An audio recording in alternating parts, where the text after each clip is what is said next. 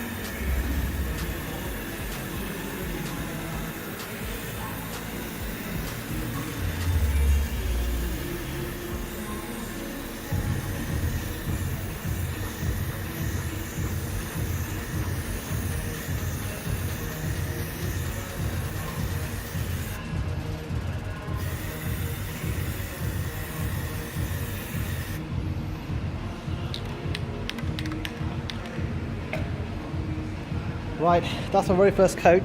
I mean, I've not really followed any rules or how you should do it right and how you should do it wrong, but that's how it looks to begin with. Bear in mind that I'm actually doing it from the inside, so I probably might run a few coats at the top or there on the edge, but yeah, it's the first time I've ever done something like this, so let's see how it really pans out. So I'm just going to leave it to dry out for a couple of minutes, and we'll come back to it and see how I continue. And also that I'm thinking of doing about 3 to 4 or 5 coats, so let's just see how I pan out and I'll keep you guys posted. Okay guys, I've done about 4 coats to the windshield, and this is how it looks. I mean, it looks pretty sick, I'll tell you. The finishing is just amazing. It's got that little shine on it as well, the matte, although it's matte but still sort of got that reflection of the light which you can see in the camera, I believe. So that doesn't look too bad. I'm still waiting for it to dry so I can reinstall it on my bike. Probably going to take it out, put it in the sun for about 5 minutes.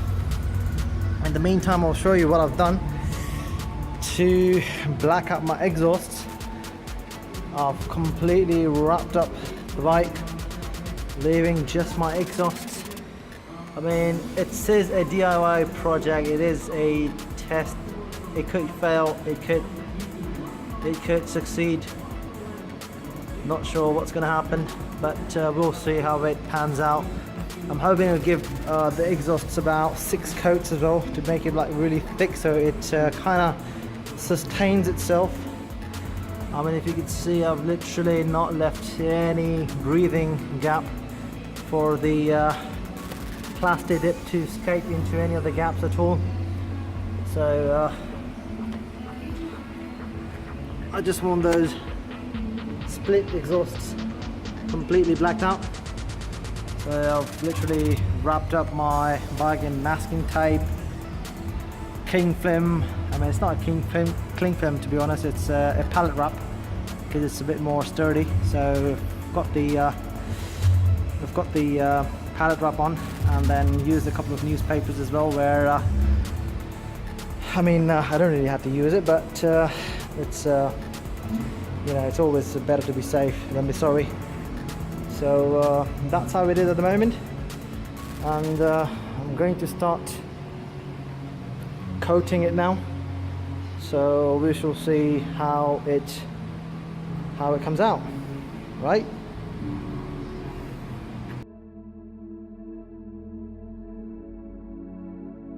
Right guys, so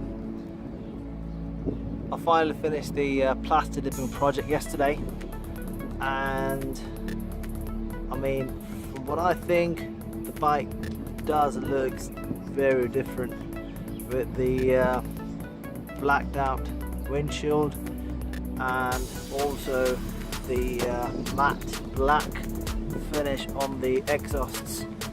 I mean, look at that. Probably get a better look.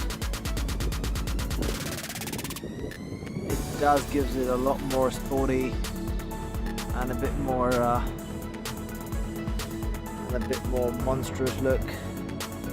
I've kept the tips of the exhausts in the original condition.